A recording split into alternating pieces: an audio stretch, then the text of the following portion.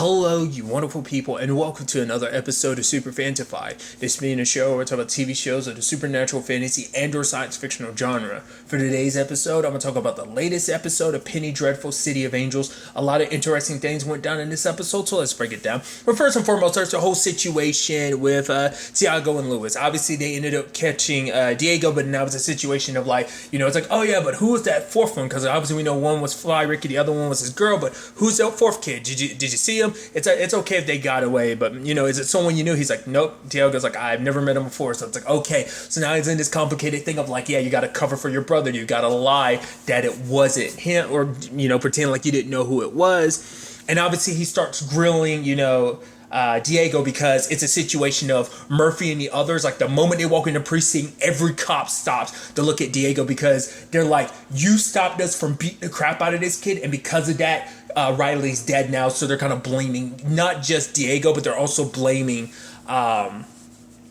Tiago, which Tiago's like, you guys were beating on a kid, which even their captain kind of is a little yeah, it's a poor kid that got beat up on. So it's this interesting thing where it's like, he seems like obviously he flows with the times, or just kind of it seems like he's sympathetic in certain regards, which I think is kind of interesting, considering the times and everything. But for him to be as kind of sympathetic as he is, I just thought that was kind of interesting. Because he looks at it as a shitstorm series of events led to that. It's this because you didn't solve Hazlitt's murder, that eventually led to Riley, beating up on some kid trying to get whatever information out of him. Now that led to Riley's death. So that's why he's like, oh yeah, and he even says some poor kid got beat up because of it. So it's he's sympathetic in certain regards, but at other times it's just kind of because for him, he's like, if this was a perfect world, everything would be fine. I could give you the time necessary. But the fact of the matter is, this ain't the perfect world. The fact of the matter is, their methods of beating the shit out of him, that's just how the way things get done. And you get results, whether it's how you get cases closed. Once again, he doesn't care about getting the right person. He just wants this to not be the freaking, top of the, situation, that he doesn't want people breathing down his neck about it. So it's just let's get this situation done and take it care of so we can calm everyone, this entire city down before it implodes because of the racial tension. So, but Tiago is kind of pushing, Diego, being okay, it's the fact of the matter is throwing in up the stuff about the gas chamber and everything. It's oh yeah, and it was interesting, how he eventually kind of pushed it to be a situation of oh yeah, look at this dude. Yeah. He almost looks like he was smiling, almost like he died happy. He's like, well, the fact of the matter is they tell you to take a deep breath. Why? Because it'll be over quicker. But a lot of people, natural instinct is you try not to breathe, and so it makes it take longer. So it's this dude took him 10 minutes to die, and it's very painful, because Tiago's trying to get him to force his hand, but Diego ends up kind of seeing through it turns into a complicated thing because obviously Tiago tries to push him down the lane of admit you did it, because this way I don't have to worry about my brother taking the fall. If you take the fall for it, Lewis is less likely to go looking for my brother. But Lewis is I don't think you did it. He's yeah, and I don't think Fly Rico nor his girl did it. So it's got to be that fourth person. And so it's a situation in the moment they're in the room alone, which I'm surprised, because I would have expected Lewis to be oh, actually, I was listening in the whole time. I mean, he came back with the soda and everything, but I was still kind of wondering, But it's for Diego, it's oh, I figured it out. He's I'm trying to figure out whether, because he sees Tiago kind of caught between that place of are you, a Mexican trying to be a cop, or you're a cop trying to be a Mexican? It's just you don't know which one. And the sad thing is so many people can see through Tiago, the struggle he has. And he's it's my brother. He's the fact of the matter is, I'm not letting my brother going to take the fault. You're the one that's behind this. You're the one that killed. He's okay, you don't want me to talk about your brother? All right, how about we do this? How about you slip me the key or something, let me, when it's time to transport me and I get myself out. He's I can't do that. It's not even my job. He's I don't give a fuck what you have to do. Just get it done, or give me a gun. It's well, even if you get the chance, they will all kill you before you. He's at least I'll take some of those bastards with me. And so the sad thing is, Tiago's in the midst of thinking about it, because Diego's in front of Lewis. He's winking and nodding, being oh yeah, where were you? Yeah, I was with my brother.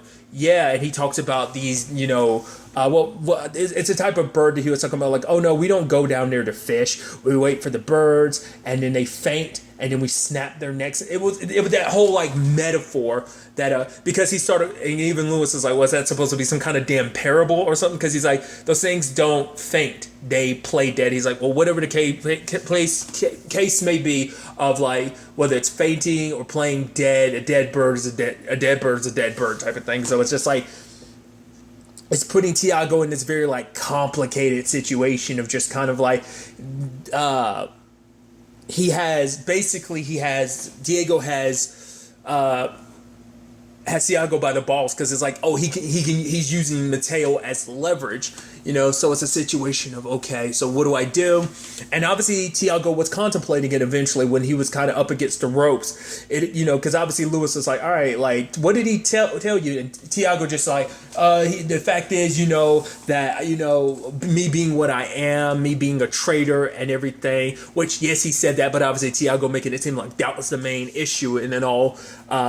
But the fact of the matter is, when Tiago was in the bathroom, he was going to take the gun and he wasn't going to put any bullets in it. And then he heard Murphy and the other cops talking mad shit. He was like, you know what? Fuck that. He loads the gun back up. So at that point, I am pretty sure he was thinking about giving that gun to Diego. So it's like, at least like, if you go and kill someone, you're going to kill some of them. It's like, they treat me like shit. It's not like they're good people anyway. This is my way of protecting my brother. And it's like, he was giving into his darkness a little bit, Which is what I always think is so interesting, because obviously, what did Lewis say? Was it last episode? Like, how much of a good cop and good person Tiago is. So for things to kind of be that desperate for him, So he goes in there, and obviously it's like, but Lewis is seeing through some of the story. He's like, yeah, but the fact of the matter is, when people try to act like, oh, look, I'm so smart because I'm not telling you everything, even when they try not to tell you everything, basically saying that story he told is like, there's hints of truth in there. So he's trying to break it down. And it's like, what about your brother? He's like, I don't have a brother anymore. He's dead. And it's like, oh, I'm sorry about that. And so it's just more and more, and just Tiago's got the gun and everything. And then, it's like, Lewis is pressuring him to get an answer, and he's like, I'm done. Like, what did we talk about? And Tiago grabs him, puts the gun to his head, and in that moment, Lewis is like, what the hell, and it's like, it clicked in his head. He was like, it's your brother he was talking about the entire time. He's like, it's my brother Mateo. But Lewis is pissed. He's like, why didn't you tell me? He's like, my brother slit a cop's throat. What would you want me to tell you? He's like, the truth. The fact of the matter is, he's like, the fact is, amongst anyone, I always had your back. I stuck my neck out for you, kid, over and over again. No one else in this precinct was going to partner up with you, but I did. But you couldn't even trust me enough. To be fair, it's like, Lewis, you got enough secrets on your own that you haven't really let Mateo in on, But it is a situation of Mateo is like, what would you have done? What are you going to do? And the thing is, what is Lewis going to do? So it's a situation of, he's like, because, and this was a really interesting revelation, was like, Tiago reveals like, oh, he blames himself, because he's saying the reason, he's like, what Mateo did to Riley had nothing to do with Riley. It was because he was mad at me. I was like, oh, so that clarifies something. Because like last episode was like, oh, Raul must know about what happened to their sister. Mateo must have told him, or she did. And I thought Raul ended up telling Tiago. That's what I was under the impression, just the way he was acting and just that secret conversation between them. Obviously he knew that his brother was involved, but he was trying to keep it. But I thought like Raul kind of let it slip why he was involved. But I guess even Raul doesn't even know. So it's a thing of like, that's what Tiago thinks this is all about. It's like, he saw me shoot my brother, and that kind of makes Lewis feel guilty, because it's like, oh, this all became a byproduct because you chose to save me. And he's like, oh, this all ended up happening because of that. Because, for Tiago, it's like, my brother was a good person before all of this. And it's like, for him, it's like, and then Lewis is like, well, what about that kid in there? It's like, yeah, he might be mixed up in all this, but that's a good kid. He's like, because even for the beginners, Lewis is like, he's not a killer. I can tell, I can feel it in my gut. I can look in his guts to see that he's not a killer.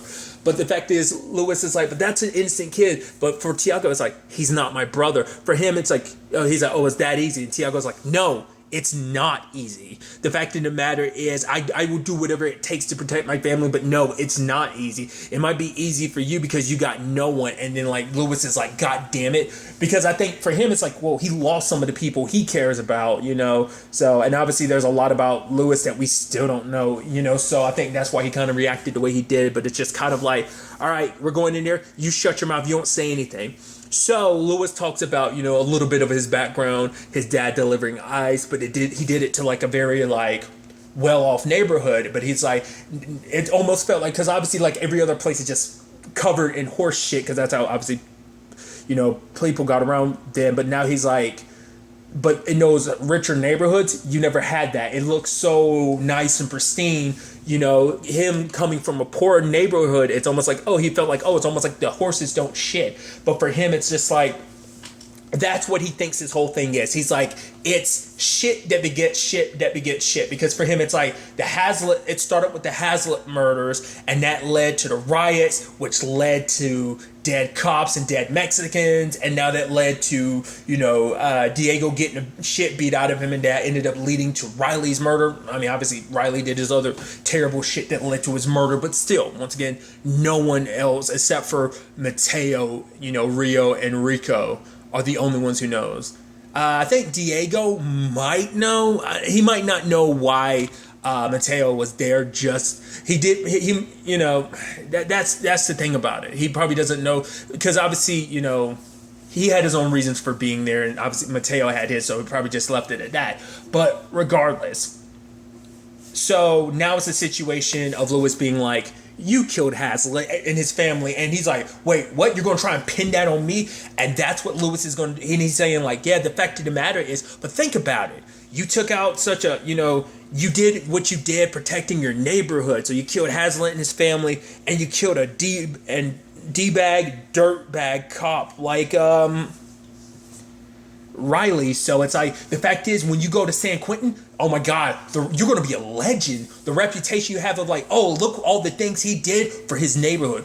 Or we can send you there and I let it spread that you are a rat. They don't do well. Rats don't do well in that situation. So it's like, you got 5 minutes to choose how you want the situation to play out. Diego reluctantly accepts it, because in his mind, it's like, at least, you know, he'll get honored for, you know, even though he didn't do it. And that's the sad thing. You're sending some innocent kid away for something he didn't do. But for him, it's kind of like, you know, it's kind of the better option, because eventually, if he didn't take the deal, Murphy and them were going to come in there and beat the shit out of him. They wouldn't have stopped until until he's dead. Because even when Tiago was listening to him, they were talking about him like he was a piñata. It's like, oh, what's going to come out? You think Kenny's going to come out? It's like, oh yeah, we're going to get some of his teeth and we're going to send it to Riley's kid. I'm like, Jesus, you know? So now it's a situation of like, there's no winning this situation. So, and you know, Lewis is like, yeah, that's the good choice, kid. And he, you know, he decides to take the fall for everything. Obviously, they're getting celebrated. Even Murphy and his boys are celebrating. Almost like, oh, look at, you know, they're celebrating with Tiago. The captain's coming to celebrate and everything. And it's like, oh, they were talking all that mad shit until you solved something big like this. And like, hey, I guess for them, it's like, you got that kid to go down not only for the Hazlitt murders, but also Riley's murders. Like, okay, yeah, you know, so I guess for them, it's like they're satisfied to a certain extent, but like it's sad, you know, it took this situation for them to kind of be all copacetic with, you know, Tiago. Not 100%, but still. But you see the look on Lewis in his face of just like what they did. They were good cops and everything, and it's a situation of obviously Hazlitt and his family, their murderer, still out there, but no one's going to be looking for him because it's like, oh, we got the killer. That's it. Open a shut case. Hopefully this, you know, ends up easing some pains, but at the same time, it is a situation of, this is probably going to be another shitty situation that begets more shit, because there's the whole situation with Mateo being like, you know, he feels upset because it's like, you know, Diego shouldn't go down for something. He's like, I'm the one that slit his throat. You know, Diego's a friend. I don't want him to kind of hang for this. But it's like, yeah, and we have to say goodbye to that friend. It's just kind of like, that's just the sacrifices that have to be made in this situation, which is so sad. Well, interestingly enough, considering the fact is that he was basically using you as a leverage piece to kind of, and because the thing is like, you know, it's like, yeah, he ended up getting caught. The same thing that led to him getting caught led to you getting away, which is like, which obviously, I guess Rico and them don't know that the cop that busted up the operation was his brother. at least Rico doesn't know. I wonder, does Rio? I mean, to be fair, you were there when he, and he was a kid, but I mean, you probably don't remember human faces. I feel like I'm wondering, just Santa Muerte, like, does she bother remembering faces? Maybe not. I don't know.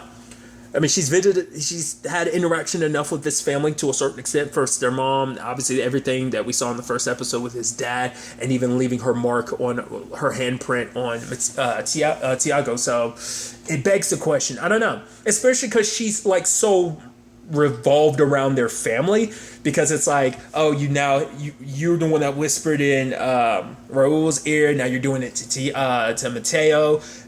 You convinced Mateo to kill Riley after what he did to their sister. So it's like you're in that wheelhouse. Hell, even in this moment, we get her interacting with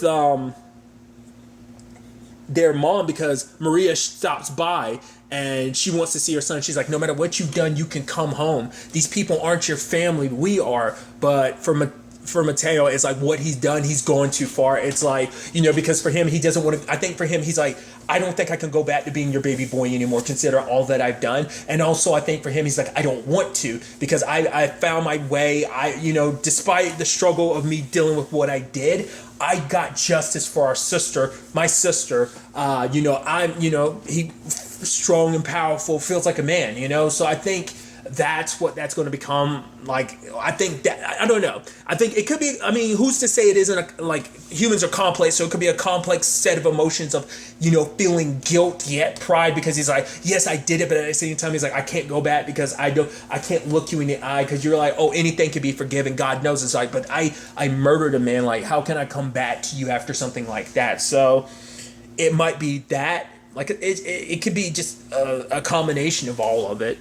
And I thought it was interesting that her mom kept looking back at Rio, and I was like, do you know something? And just the fact is that Rio was kind of looking like, because I think for her, it's like, don't take Mateo away because I need him. It's all part of my plan. It's like Mateo is a key factor in her plan, much like Peter is, much like Townsend did. So it was interesting. I also think it's interesting too, like, this is an episode, she was literally only one person. She was only Rio this episode. She wasn't Elsa. She wasn't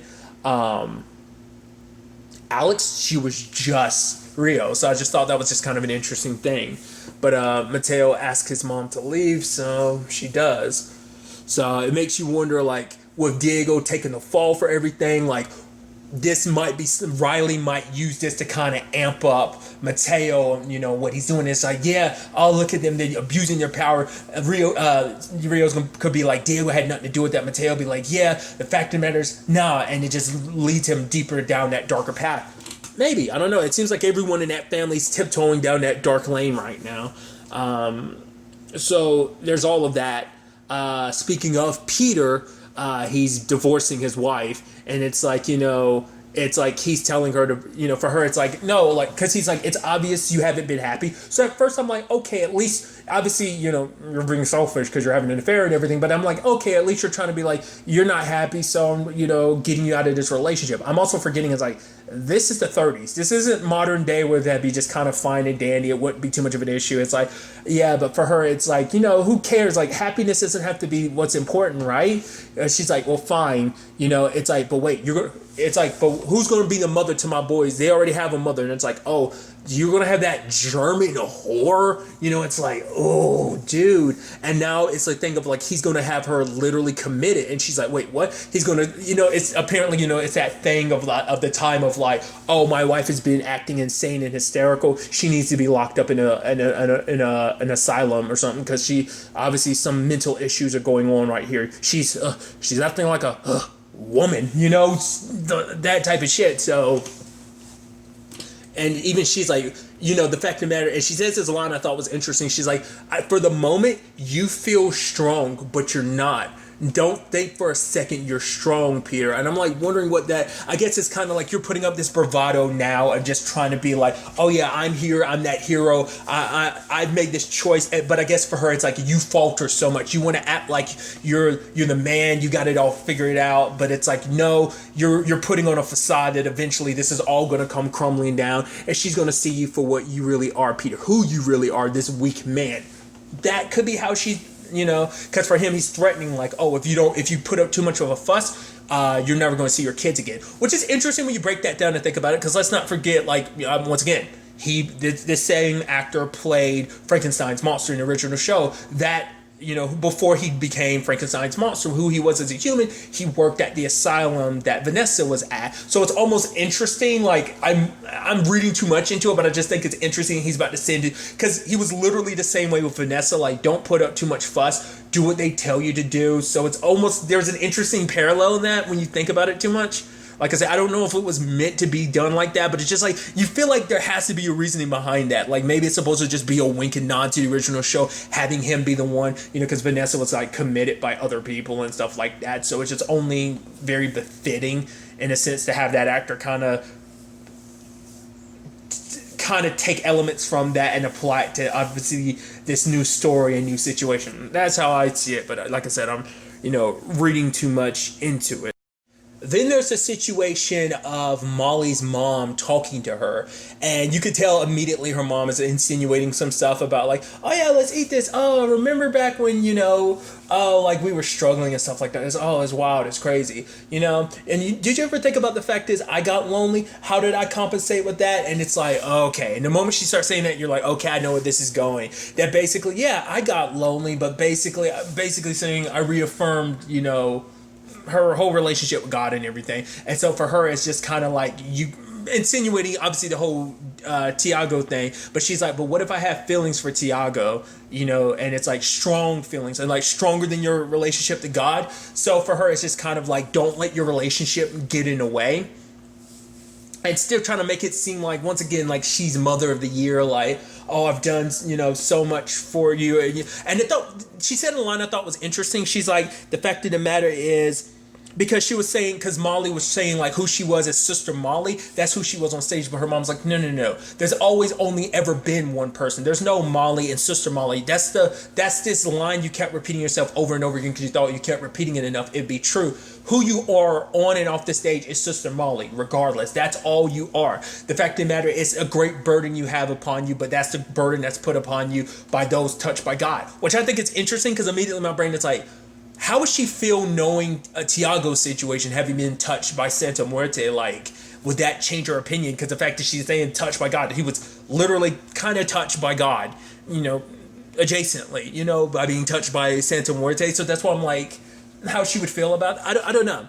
But then her mom is trying to guilt her into it, because it's like, yeah, because basically it's the thing of like, you got to put up this essence of virtue. Like, you got to be almost like, oh, I'm a virgin. Like, no man, I'm not with anyone, because the only person I give myself up to is God. And so to show that she's so devoted, but it's like, if people find out you have a boyfriend, it's almost twisted when you actually think about it. It's almost like, real world applications, it's kind of like K-pop stars. If people find out you're in a relationship, I think it's not even just K-pop. I think J-pop is like that too. But it's like, people find out you have a boyfriend or a girlfriend, it destroys the image, and just like, so it's kind of that thing, and it's just like this weird thing of like, you're not.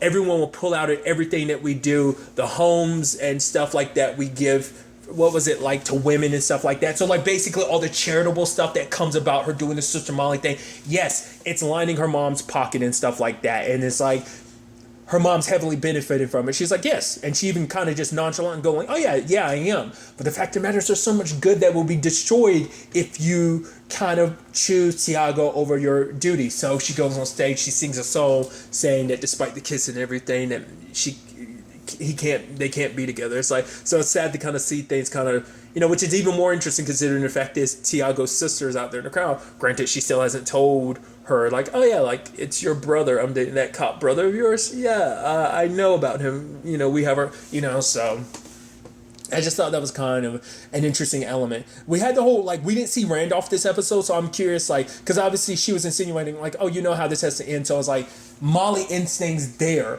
but not unless it's a situation that her mom is like, you know what? We also need to make sure we take care of that Tiago kid, because we can't have the chance he might change her mind again. But it's like, he's a cop. Would you really be? Or she's going to use this as an opportunity to dig up dirt on him, to kind of use that. I don't know.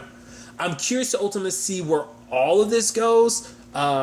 going forward, especially, what about Lewis and Tiago after doing this, like, might put a little strain on their relationship as partners. I mean, it also begs the question, will, Lewis finally tell him everything? Because that's also the thing too, is like, the fact of the matter is, ultimately, why did you do this? Is it because Tiago is your partner? You understand that he's doing this for his brother.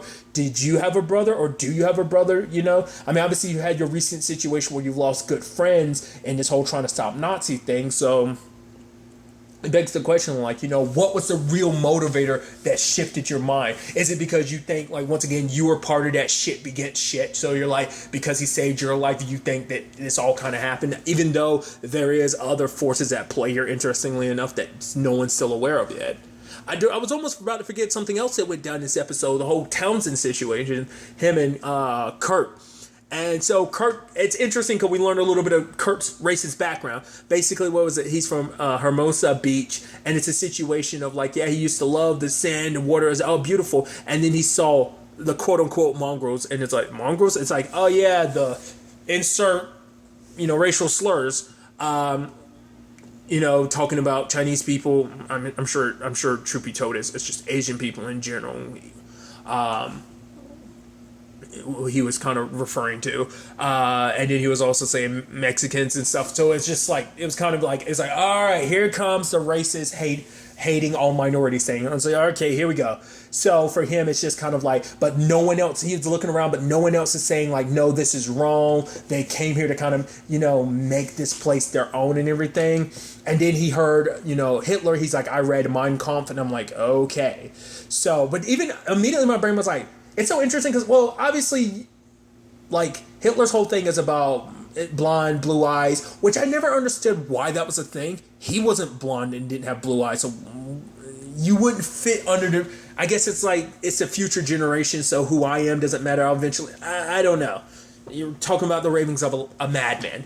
But the fact of the matter is... but my immediate thought was like, you're having a relationship with Townsend, like... I mean, if I'm not mistaken, it's not just minorities that Hitler hated. He hated gay people too, didn't he? Like, I'm fairly certain that was the case. So wouldn't you, wouldn't your whole situation put you, like, so wouldn't you technically fall, like, the category of people you dislike, you're kind of fit in the category of that, some of that group that Hitler hates. So that's why I'm like, how do you deal with that, like, discrepancy?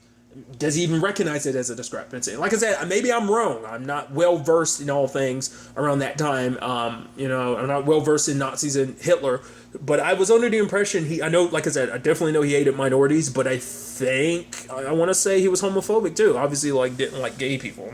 I mean, obviously, like, regardless, like, I thought that was interesting. And then Townsend having like this very almost like poetic, like, perspective, because for him it's like, he talks about the fact is he wanted kind of like, a song and dancer, it's kind of what he wanted to be, but for him he's like, oh, I'm too big. But he's like, that's the thing about this town, that's why he's like, the beauty of it, like, it doesn't matter who you were before, it's basically what you make of yourself when you get here. And then Kurt kind of has this look almost like, oh, like, he liked that notion that Townsend had. I don't know. I thought it was just an interesting moment that I'm like, okay, it's just a tiny window into them that I'm like, okay, so where's that going to start bubbling up? Like, what that's going to look like going forward. A lot of things to keep in mind. I'm curious to see ultimately where all of this ends up taking us going forward into the next episode. But really, that's all I want to talk about. Until the next time we meet, be happy, be safe, live life to the fullest, and enjoy it. Good day and goodbye.